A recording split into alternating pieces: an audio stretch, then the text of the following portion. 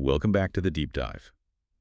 Okay, today we're plunging into a concept that might initially sound a little out there, but our source material suggests it could fundamentally transform your financial reality. What if the very way you speak to yourself about money is actually way more powerful than any strategy or budget or, sheer effort you put in? We're talking about unlocking what our sources call the hidden language of money.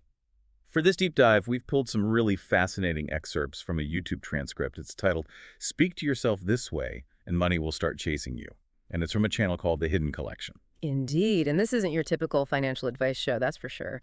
Our mission today really is to explore an ancient wisdom presented in this material. It's one that suggests money isn't just, inert stuff, but actually a conscious, responsive energy. And believe it or not, this energy is supposedly listening intently to your every internal dialogue, to your deepest beliefs. It's a really surprising perspective. Totally. And this deep dive offers you, our listener, kind of a shortcut to understanding its compelling premise. Okay, so let's unpack this core revelation from The Hidden Collection. Mhm. The source introduces a real paradigm shift. Mm-hmm. This idea that money itself operates by some kind of secret rule. Mm-hmm.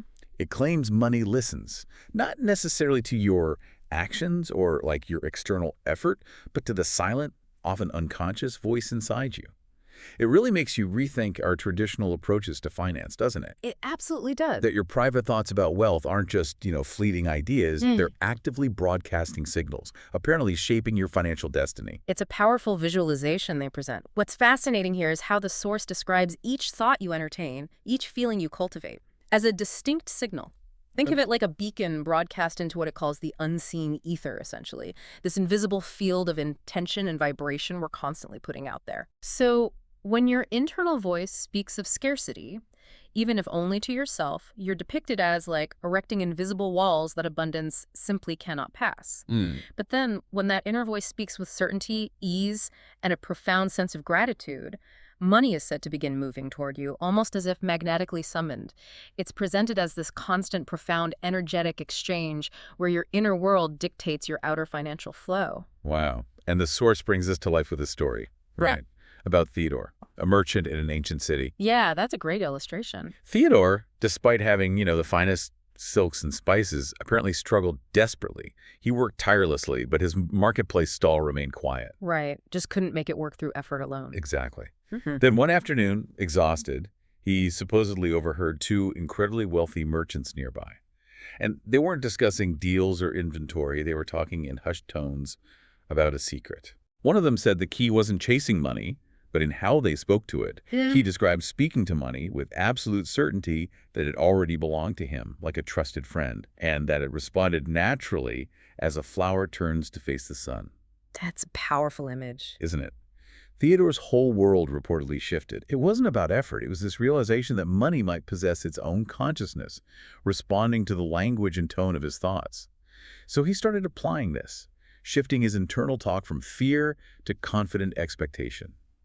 And, well, the story goes his business flourished, leading to remarkable prosperity.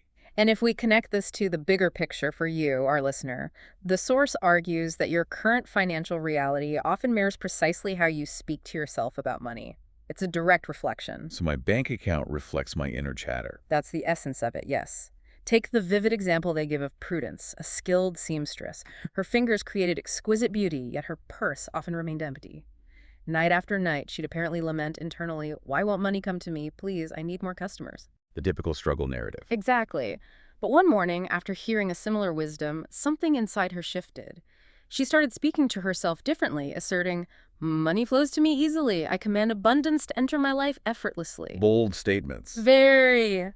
And within days, the source claims, wealthy patrons miraculously appeared, orders multiplied, money began flowing from unexpected sources, all seemingly drawn by this new authoritative frequency in her inner dialogue.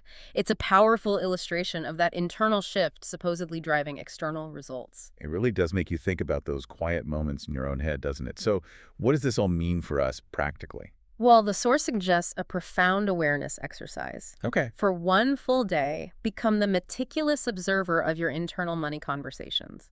Just notice, without judgment, is your inner voice speaking like a beggar, pleading for scraps, or like a confident master directing resources with Is certainty? that potentially confronting? It could be. Writing these observations down is recommended simply to bring those hidden, often subconscious patterns shaping your world into the light. Okay.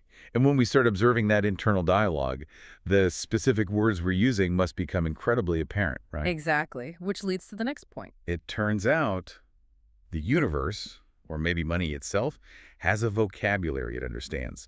Not all words are created equal, apparently. Absolutely. The source argues that our vocabulary isn't just semantics, it actually creates an energetic field. It suggests money responds to language with mathematical precision, almost like a tuning fork resonating with specific frequencies. Okay, explain that a bit more. Tuning fork. What they mean is words carry distinct vibrations. Wealth, in this context, vibrates in harmony with certain words, welcoming them, while it energetically recoils from others. So the language you choose literally constructs an energetic field that either invites or repels financial abundance. That's the core idea. Hmm. Our source illustrates this with a fascinating observation from Augustus, a seasoned banker. Right, the banco. Augustus wasn't just good with numbers, he was a keen observer of people. Over decades, he noticed this pattern. Certain patrons seemed to attract wealth effortlessly, and it wasn't always tied to their initial capital, but rather the distinct language they used when discussing money. Interesting. What kind of language? While where others complained bitterly about bills and expenses, the prosperous ones often spoke of managing cash flow or investments.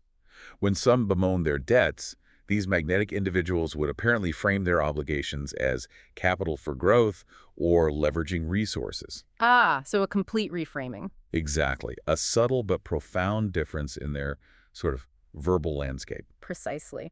And the source provides concrete examples of this linguistic magnetism. Words that attract money, it explains, carry an expansive open energy. Think of terms like expansion, flow, circulation, abundance, prosperity, wealth, fortune, increase, multiply, grow, and flourish. These terms, in this philosophy, are seen to create an open, welcoming channel for wealth. Okay, those sound positive, expansive. Right. Conversely, words that repel money carry a contracting, restrictive energy. These are terms like struggle, lack, bills, debt, broke, poor, scarcity, insufficient, limited, and stuck. These are viewed as constructing invisible, energetic barriers to financial flow. Wow, that's such a vivid contrast. It really highlights how our language might shape our perceived reality. It reminds me of that other story about Cornelius the farmer. His fields were just, yeah, Yes, the struggling farmer. despite his hard work, right? Each morning, he'd apparently walk his fields, sighing, lamenting, "These crops are weak, the soil is poor, the yield will surely be small." He spoke lack. His words reflected his expectation. Yeah. But then he encountered an old sage who shared this very wisdom, telling him that plants, like all living things, respond to the words spoken to them. So the next morning, Cornelius decided to try it. He walked his field, but this time he spoke aloud. "These crops are strong, this soil is rich, the harvest will be abundant." A conscious shift in language. And to his amazement, his fields began to flourish with unprecedented vigor. His harvest, the source claims, doubled, then tripled. It's a powerful metaphor, isn't it, for how our spoken thoughts might impact our environment. And just as Cornelius's fields supposedly responded, your financial garden, this source suggests, responds in kind. Every word you speak, even internally, plants a seed that will bear fruit in your material world. That's the idea. Okay, so how do we cultivate better words? To help you cultivate this, the source offers a practical, magnetic money vocabulary training. For the next 7 days, it encourages you to consciously replace these common money-repelling words with their magnetic alternatives. All right, let's hear them. Instead of bills, consciously choose to say investments. Okay, like investing in electricity or housing. Sort of, yes. Instead of debt, reframe it as capital. Capital I'm utilizing. Exactly. Instead of expensive, use the term valuable. Shifts the focus. Right. Instead of can't afford, consider saying choosing to allocate elsewhere. More empowered. And instead of broke, opt for temporarily liquid. The practice is to use these terms consistently, even just in your internal dialogue, and observe the subtle yet profound shift in your energy and perception. That's a truly actionable takeaway. But it's clear the source goes beyond just the words, right? It delves into deeper internal states. Absolutely. We're talking about the fundamental beliefs we hold, the emotions we broadcast, even the identity we assume in our inner world. Yes, this is where it gets even more profound. It raises an important question. What invisible script is running in your mind right now? The source suggests your financial reality operates as a perfect mirror, reflecting with unwavering accuracy the beliefs you hold about money deep down. A mirror. Yes. It states that no external strategy, no matter how brilliant, can truly override the limitations set by your deepest convictions about wealth. It highlights Reginald, a craftsman known for exquisite mirrors. He observed that customers who gazed into his mirrors with confidence, seeing themselves as prosperous, seemed to manifest that success, while those who looked with worry or self-doubt often experienced financial hardship.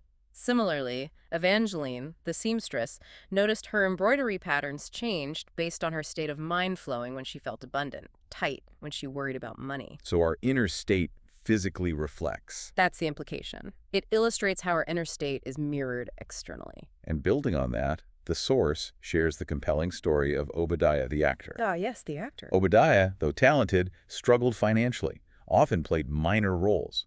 Then he secured a recurring part playing wealthy merchants and nobles. Day after day, he embodied their confidence, their natural expectation of abundance, their relaxed way with wealth. He didn't just act it, he began to feel it. He internalized the identity. Right. And the source claims his own financial destiny transformed. Money started appearing, unexpectedly generous tips, lucrative side jobs, forgotten investments paying off. It really drives home this idea that your financial reality flows directly from your money identity, the deep internal story you tell yourself about who you are in relation to wealth. That's a key concept. Money identity. It's like Constance the baker, who quietly shifted her internal dialogue. Instead of seeing herself as just a small business owner, she consistently thought and spoke of herself internally as the most successful baker in town. She didn't shout it from the rooftops, but her business flourished, her external reality mirroring her new internal identity. This also underscores the crucial role of emotions and specifically gratitude. The source emphasizes that money resonates most powerfully with specific emotional frequencies. When your internal conversation generates vibrations of genuine gratitude for what you have and certainty about what's coming, your energy field becomes powerfully magnetic to wealth. So feeling grateful actually attracts more. That's the assertion. It creates harmonious waves that attract more to appreciate. Feelings of excitement and joy about financial possibilities are said to open channels for unexpected opportunities. It's about cultivating the feeling of abundance, not just the thought. A wonderful, practical example of this is Millicent the shopkeeper. She ran a modest fabric store. While other merchants might hastily stuff coins away, Millicent began a unique practice. With each piece of money passing through her hands, she'd quietly whisper, "Thank you for supporting this exchange. Thank you for flowing through my life." Simple but profound. She didn't just accept money, she appreciated it. Within months, her shop reportedly flourished inexplicably. Customers returned more often, spent more, referred others. Money flowed to her shop as if choosing a preferred destination, drawn by her quiet, consistent gratitude. And to help you cultivate this powerful practice, the source details a money appreciation ritual. It suggests finding a quiet space each day, maybe just for 5 minutes. Hold a coin or a bill. Okay. Take a moment to truly feel its presence, almost as if it's living energy. Then express genuine gratitude for how money serves humanity, enabling trade, supporting dreams, connecting people. Thank it specifically for how it has supported your journey, shelter, food, experiences. Acknowledging its role. Exactly. And the source emphasizes this practice should extend to appreciating money's arrival and its departure. Maintaining an open, respectful channel for circulation, understanding its purpose is to flow. Not hoarding it, but appreciating the flow. Precisely. This deep dive has really revealed that mastering money's secret rule, as presented by the Hidden Collection, aims to transform far more than just your financial circumstances. It's presented as a path, really, to remembering your original state of unlimited creative potential, shifting consciousness beyond just techniques for getting rich. Exactly. You're encouraged to move beyond simply chasing money into becoming someone money naturally chases, because you're now embodying the very frequency that abundance supposedly recognizes as its own nature. It's about profound internal alignment, creating effortless flow. So the final thought to leave you with is this. If money isn't just listening to your words, but responding to your very being, your identity, your deepest feelings, What kind of profound, aligned conversation will you choose to have with wealth starting today to truly unlock its effortless flow in your life? A truly powerful question to ponder, and one we deeply encourage you to reflect on as you continue your own journey of discovery.